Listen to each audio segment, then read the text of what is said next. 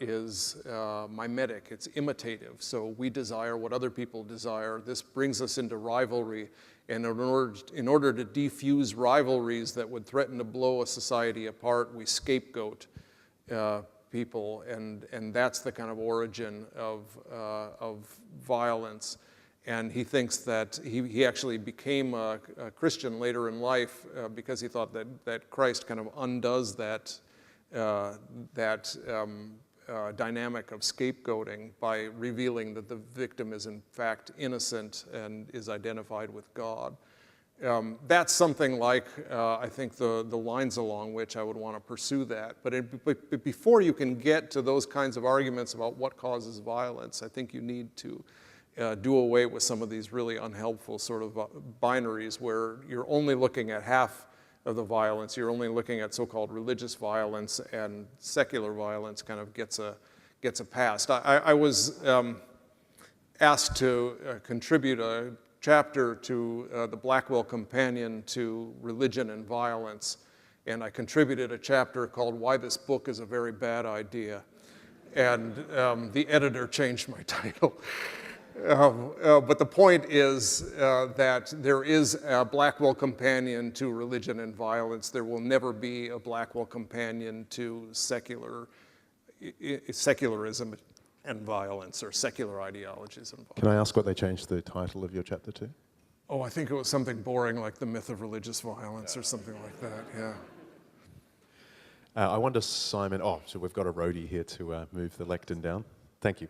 Another question has come through. If religion is what we have bound ourselves to, the original idea of religio, and everyone binds themselves to something or to someone, can we say that humanity is inherently religious? Yeah, I want to avoid that term just because it causes so much confusion and havoc. What I would want to say as a Christian theologian is that everybody is searching for God, ultimately. Everybody is searching for transcendence in some way, and people find it in different ways. That's a kind of thick theological claim that as a Christian theologian I would like to make. You can make it in kind of less thick theological terms by just saying that everybody's looking for something, to quote the Eurythmics, right? Or looking for love in all the wrong places, as the country music song goes, something like that, right? That everybody seems to have this kind of drive that they're looking for transcendence. I mean, Sartre thought that this was true of human beings. He just didn't think there was anything there, right? But I think that's one way of putting it. If you look in Acts 17, for example, Paul chastises the Athenians for their idolatry, and he's horrified by this. But then he goes on to give this very sympathetic account of what's going on, and saying that you're, in fact, groping for God, and you'll find him because God is near to each one of us. As your own poets say, he quotes. And something like that, I think, is a sort of sympathetic account of what I'm looking for. The book that I'm trying to write now, which I've been trying to write for some time, which is a sequel to The Myth of Religious Violence, is a book on idolatry. Because that's really, I don't mention the word in The Myth of Religious Violence because it's a book that I wrote for a secular audience. But I want to do the theology of it that follows on from that. And I think it's really a theology of idolatry that needs to be teased out. But again, idolatry idolatry in Paul's sense, that it's not just something to be critiqued, but that there's something true inside of it. It's a really kind of sympathetic account of the kind of seeking that the human person does. There are people who commit violence in the name of religion, someone asks. Are you denying that there are acts of violence that would not otherwise have been committed without religion? No, I'm not denying that at all. No, I had hoped to make that clear at the beginning in my opening remarks about the lecture. No, I mean, it seems to me undeniable that people in ISIS commit acts of violence on behalf of their Islamic beliefs, right? Distorted, crazy, but on behalf of their Islamic identity. There may be other reasons, political, economic reasons, and so on, are all kind of tied up in there. But I don't think I don't think it makes any sense to deny that that's the case, and I don't deny that the Crusaders were motivated by a kind of distorted version of Christianity either.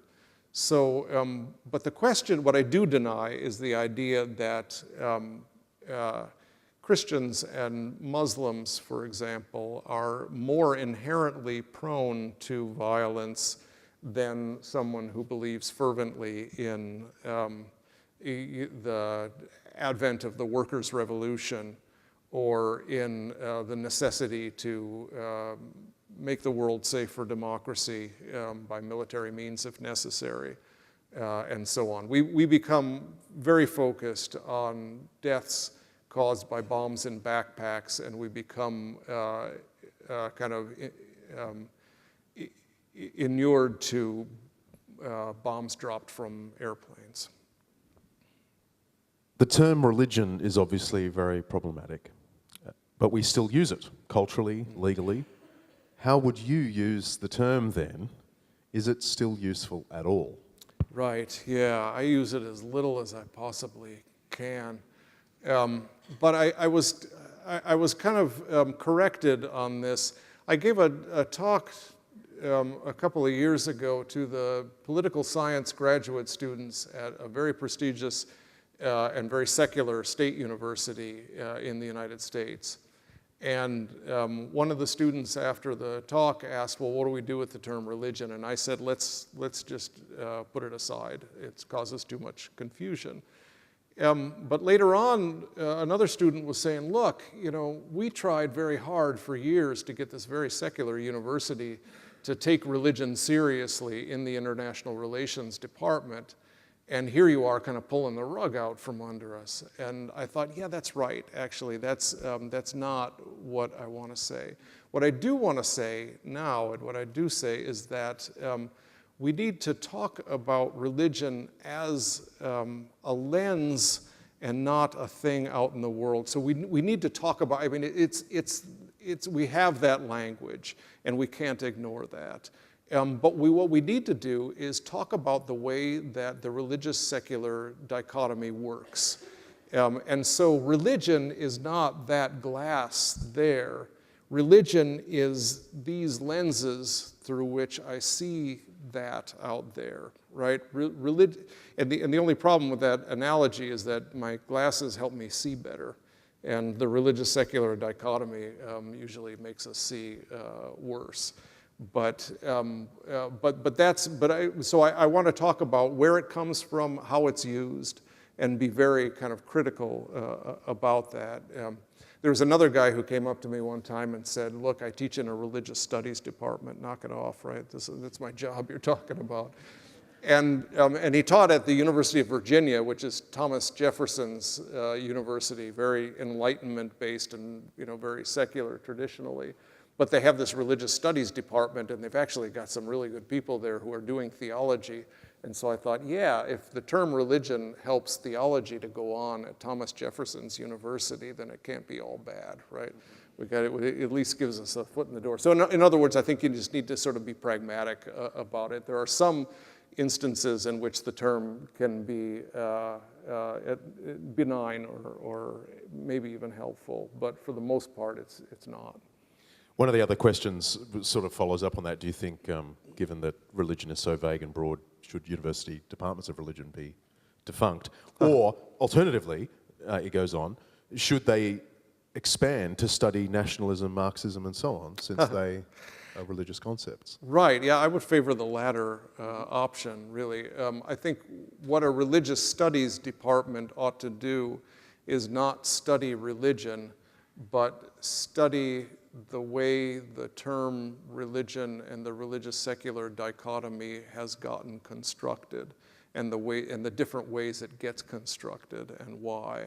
So in other words, a religious studies department would be one that is no longer just looking through the glass, but is starting to look at the glass and ask questions about it. So a self-critical kind of awareness. If we can't ascribe violence to religion, is it just as inane to talk about the goodness that religion might bring? Yes, that follows logically, right? I don't think you can make an argument about how great religion is if you can't make an argument about how bad religion is, right? What do you mean when you say religion? You know, what are you talking about? And can any two people agree on what it is that you're talking about? What kind of nonsense gets spewed in this way? So yeah, no, I don't think that you can make arguments that religion is inherently peaceful either, right? What I'm really asking for is a kind of critical and empirical analysis in which you get as specific as you possibly can. I mean, any argument where you get, you know, any argument that you get where you start saying things that religion is like this or religion is like that is as silly as saying, well, politics are like this, or you know, all men are like this, or you know, Islam is like this. There isn't such a thing as Islam, for example, right? There's lots of different Islams.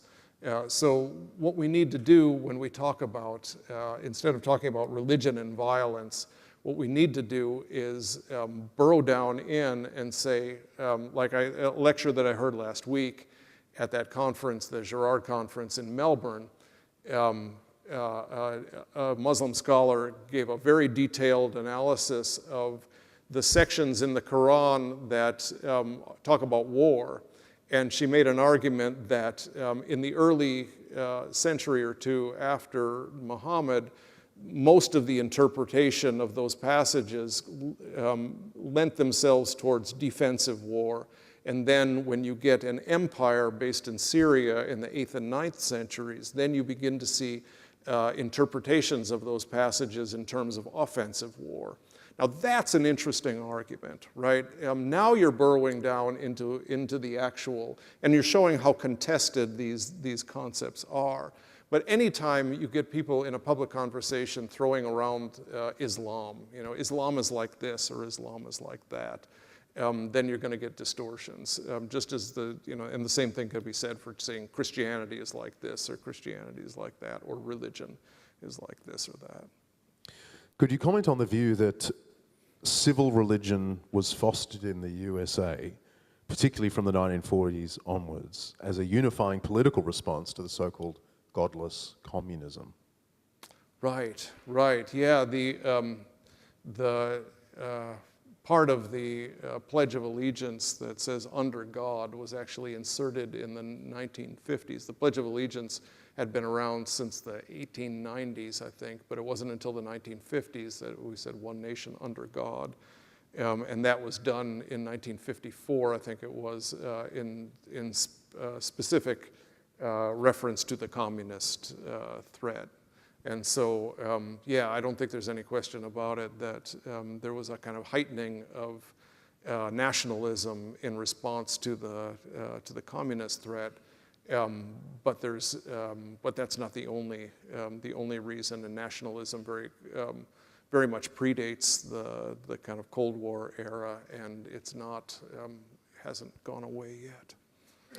How do academics in this whole field respond to your, which was a very small part of your lecture, pointing out that the atheistic moments of violence in the 20th century eclipse religious violence by a factor of, well, could hardly put a number on it. How do they respond to that? Do they tend to do the kind of Christopher Hitchens thing and say, oh, that was religious violence too?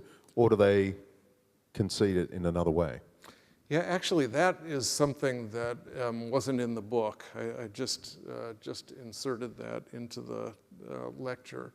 And I don't know, it's just one of those things that didn't occur to me before. So I haven't had